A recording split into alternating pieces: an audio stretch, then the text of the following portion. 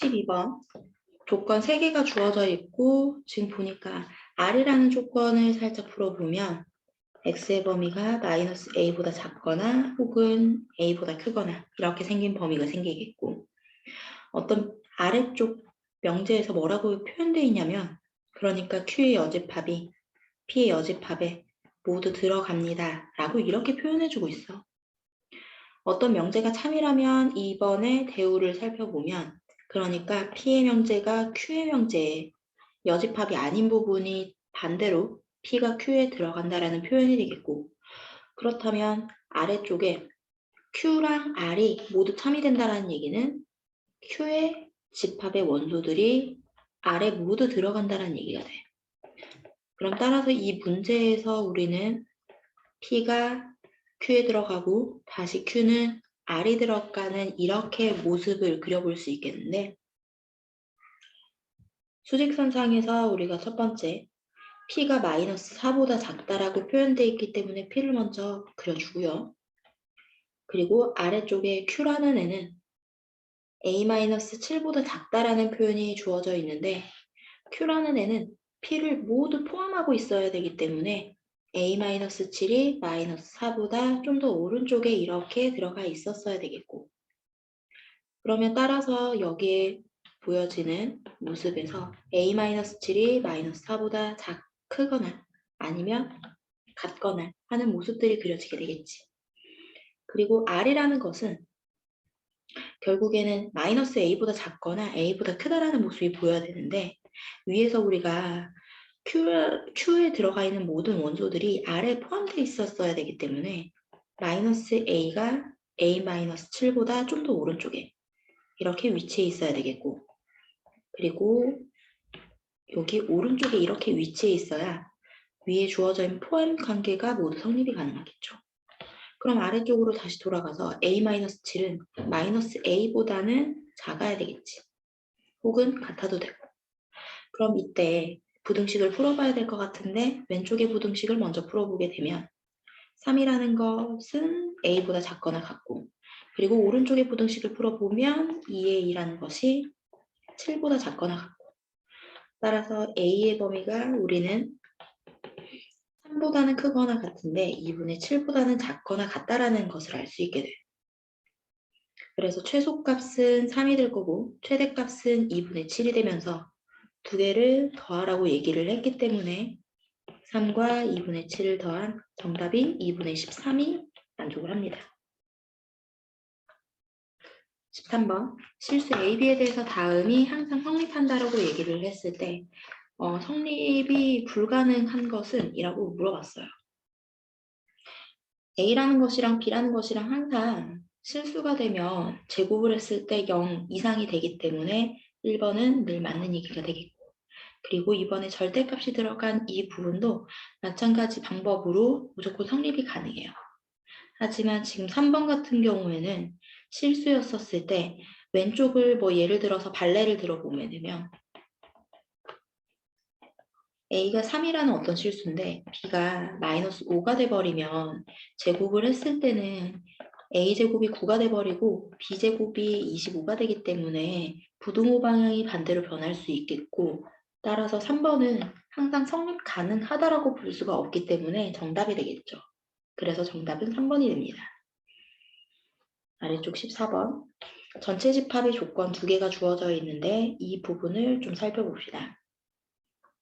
오른쪽에 우리가 드모르간의 법칙을 이용하게 되면 왼쪽은 그대로인데 P의 여집합에 교집합에 Q의 여집합 이렇게 생긴 모습으로 우리는 드모르간의 법칙을 이용해낼 수 있을 거고 이 모습에서 지금 교집합 Q의 여집합 교집합 Q의 여집합 이 부분을 분배 법칙을 이용을 해서 Q의 여집합에다가 우리는 분배하기 전의 모습인 Q의 교집합이 있어야 되겠지. 교집합 P 그리고 P 여집합 중간에 합집합이 여기로 이렇게 들어오게 되겠죠. P랑 P가 아닌 것의 합집합은 전체 집합이 되겠고 결국에는 우리가 Q의 여집합이랑 전체 집합을 했을 때는 Q의 여집합이 된다는 소리가 돼요. 그럼 따라서 Q의 여집합이라는 것이 P에 들어갈 수가 있고, 혹은 이 대우명제인 Q라는 게 P의 여집합을 모두 다 포함하고 있는 어떤 관계가 되냐면, 벤 다이어그램으로 그려보면 두 부분이 이렇게 생긴 모습이다 라고 볼 수가 있겠죠.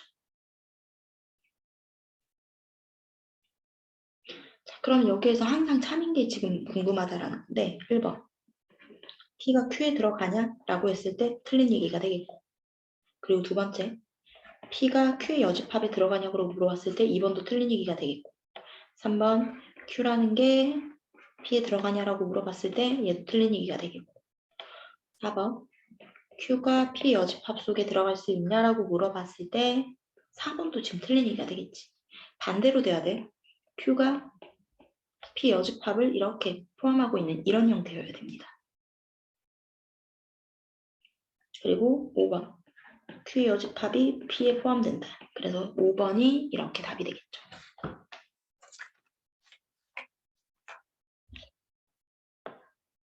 어느 고등학교 학생들을 대상으로 가입한 동아리를 조사했더니 만화창작, 실용댄스 이것들을 각각 A랑 B 집합이라고 표현할게요. 지금 적어도 한 동아리에 가입한 학생들이 48명이랬단 얘기야. 아, 그러니까 이게 무슨 얘기가 되냐면 결국에는 이게 전체 집합이 원소의 개수가 48명이란 소리가 돼. 누구 하나라도 A, B, C 중에서 댄스 동아리를 C라고 표현했을 때 A, B, C 중에서 뭐 하나라도 들어가야 된다는 소리가 돼. 동아리 중에서. 그러니까 동아리에 아무도 안 든 애들이 없다는 얘기야. 만화청작에 가입한 학생들이 24명이래. 내가 24명. 실용음악 동아리에 가입한 학생들이 30명. 그리고 여기 들어가 있는 두 동아리에 모두 가입한 학생들이 11명이래. 그럼 댄스 동아리에만 가입한 학생 수는? 이라고 물어봤습니다.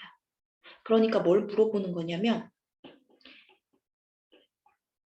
전체 집합의 원소들 중에서 A 합집합 B의 여집합을 물어보는 거야. 우리가 A 합집합 B는 원소의 개수를 어떻게 구하게 되냐면 A의 원소들이랑 B라는 원소들이랑 더해주고, 그리고 빼줄 건데 교집합의 원소들을 이렇게 빼줘야 되겠지. A의 원소의 개수가 24개, 30개, 11개를 빼버리면 얘는 43개가 돼버려. 그럼 따라서 여기 주어져 있는 전체 집합에서 빼버리면 되겠지. A 합집합 B를. 총 48명이 있었고 이렇게 43. 빼버리면 정답은 5, 1번이 되겠지.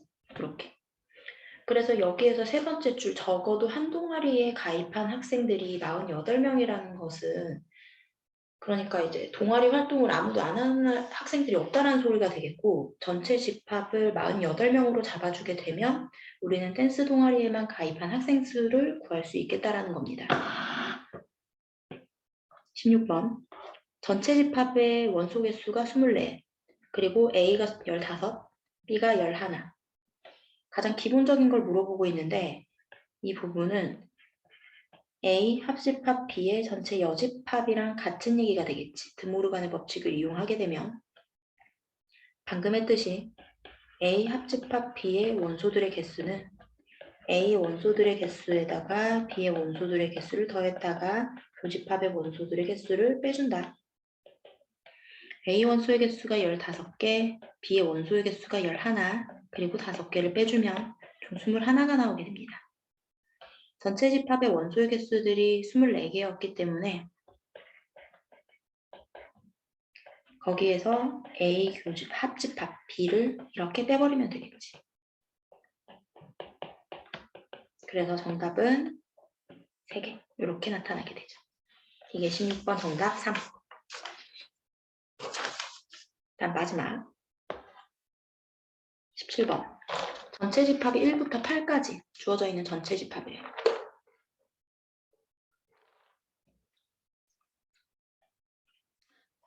X랑 A를 합쳤더니 X라는 집합이 나왔다라는 얘기는 A에 들어가 있는 모든 원소들이 X에 들어간다는 소리가 돼. 더 큰 집합이 X라는 소리가 돼요. 아래쪽에 X 교집합 B의 여집합이라는 표현은 X 차집합 B가 그러니까 이게 X가 나왔다는 소리야. 그럼 이게 무슨 소리가 되는 거냐면 X라는 게 이렇게 놓여져 있고 B라는 게 이런 식으로 놓여져 있대. 그러니까 B에는 안 들어가는데 지금 X에만 들어가는 게 X밖에 없대. 둘이 겹쳐지는 부분이 없다는 소리가 돼요. 근데 B의 원소들이 지금 3, 4, 5를 가지고 있기 때문에 여기 주어져 있는 왼쪽에 X라는 애는 3, 4, 5를 원소로 가지지 않는다는 소리가 돼요. 겹치는 부분이 없기 때문에. 했을 때 그대로 X가 나온다라는 것은 B의 원소들이랑 그냥 무관하게 X는 그냥 단일적으로 무슨 원소가 있다는 소리가 되겠지. 그래서 아까 위로 올라가게 되면 A의 모든 원소들이 X에 들어가 있다라는 표현은 X라는 것은 3, 4, 5를 원소로 가지지 않으면서 그와 동시에 A에 들어가 있는 1과 2를 원소로 반드시 가진다는 소리가 돼. 그럼 X라는 것은 전체 집합의 부분 집합이니까 그 부분 집합의 개수는 2의 8승이 되겠고 거기에서 B에 들어가 있는 3, 4, 5를 3개 원소를 반드시 가지지 않기 때문에 3을 빼주고 그리고 반대로 1과 2를 반드시 가지기 때문에 2를 한 번 더 빼주면 2의 3승이 돼버려서 정답은 8이 나오게 됩니다. 따라서 정답은 8. 18번. 양수라는 조건이 주어져 있습니다. 산술기합 평균을 쓸 수 있다는 소리죠. 합이 일정하게 됐을 때. 합이 일정하게 됐을 때 우리는 산술기하를 써주면 이런 식으로 표현이 가능하고 A 플러스 B가 2라고 했기 때문에 양변을 2로 나누게 되면 루트 AB의 범위가 나오게 되면서 AB 범위가 1보다 작거나 같다라는 표현을 쓸 수가 있어. 그리고 아래식을 내가 표현할 건데 이렇게 한번 분리시켜서 적어볼게요. A 더하기 A분의 5, B 더하기 B분의 5. 그래서 묶어서 써주면 A 더하기 B 두 번째랑 네 번째 항을 통분해주면 AB, 5, A 플러스 B 이렇게 나타낼 수 있겠지. 우리가 A랑 B가 양수라고 얘기를 했기 때문에 산술계열의 평균을 써줄 건데 얘는 A 플러스 B가 2였어. 그리고 위에 주어져 있는 분자에 A 플러스 B가 얘가 마찬가지로 2이기 때문에 분자는 10. 그리고 AB는 아까 뭐보다 1보다 작거나 같다라고 표현되어 있기 때문에 얘네들은 결국에는 계산한 결과가 12보다 크거나 같다라고 표현할 수 있어요. 따라서 문제는 최소값이라고 먼저 물어봤기 때문에 최소값은 12가 되겠고 그때 만족하는 A, B 값은 언제 얘네들이 지금 현재 만족이 돼야 되는 거냐면 왼쪽에 주어져 있는 A가 1이고 B가 1일 때 얘네들을 만족하게 되겠지. 따라서 주어져 있는 P 플러스 2Q 플러스 3R의 값의 결과는 2라고 물어봤습니다. 따라서 정답은 그냥 17이 되겠지.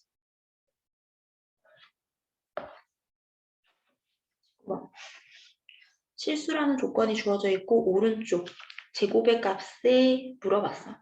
결국에는 이거 코시-슈바르츠 부등식을 써야 된다는 건데 어떤 모양새를 발견할 수 있냐면 3분의 1의 제곱이랑 2분의 1의 제곱 얘네들은 곱할 거야. a제곱 플러스 b제곱이 뭐보다 3분의 a 플러스 2분의 b의 전체 완전 제곱씩 오른쪽을 계산했을 때 26이라는 사실을 알 수 있을 거고 왼쪽을 살짝 계산을 해보면 9분의 1에다가 4분의 1을 더한 값이야.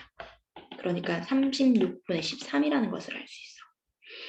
그러면 우리가 구하고자 했던 a제곱 플러스 b의 제곱은 26에다가 13분의 36을 이렇게 곱해버린 72보다 항상 크거나 같다라는 얘기가 돼요. 따라서 정답은 72가 완성이 되겠죠.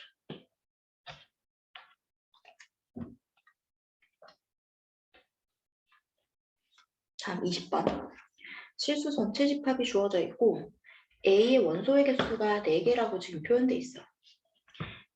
따라서 우리는 A에 들어가는 원소들을 x1, x2, x3, x4라고 이렇게 표현할게요. 여기에서 합을 내가 SA라고 표현할 건데 x1부터 이 4개의 원소들을 모두 더했을 때 그 28이래요. 그리고 B의 원소들은 뭘 표현하고 있냐면 X에 대한 A에 들어가는 원소들을 분자에 올려주고 A를 더하고 2를 나눈 거야. 그러니까 X1에다가 A를 더하고 2를 나누네. X2에다가 A를 더하고 2를 나눈 거. X3에다가 A를 더하고 2를 나눈 거. 4에다가 A를 더하고 2를 나눈 거라고 이렇게 표현이 가능합니다. 그때 나 조건에 의해서 A 합집합 B 계산했을 때 이게 49개라고 돼 있고 그리고 세 번째 다조건에서 A 교집합 B가 10과 13을 원소로 가지기 때문에 A 교집합 B의 원소들의 합은 23개라고 볼 수가 있겠죠.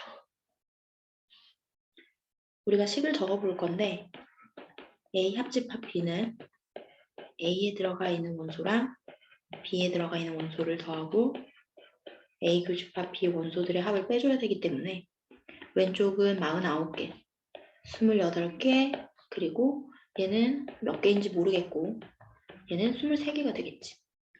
그러면 계산한 결과인 B에 들어가 있는 모든 원소들의 합이 44개라는 것을 알 수 있게 돼. 그러니까 위에 주어져 있는 4개의 원소인 2분의 x1, x2에 더하고 얘를 더했더니 44가 나왔다는 소리가 돼요. 따라서 1부터 4까지 더한 값이 아까 28이라고 얘기를 했기 때문에 왼쪽은 14에다가 2분의 4의 1을 더하고 얘가 44개라고 표현하고 있어. 그래서 2A의 값이 30이 되면서 A는 15라는 정답을 볼 수가 있겠지.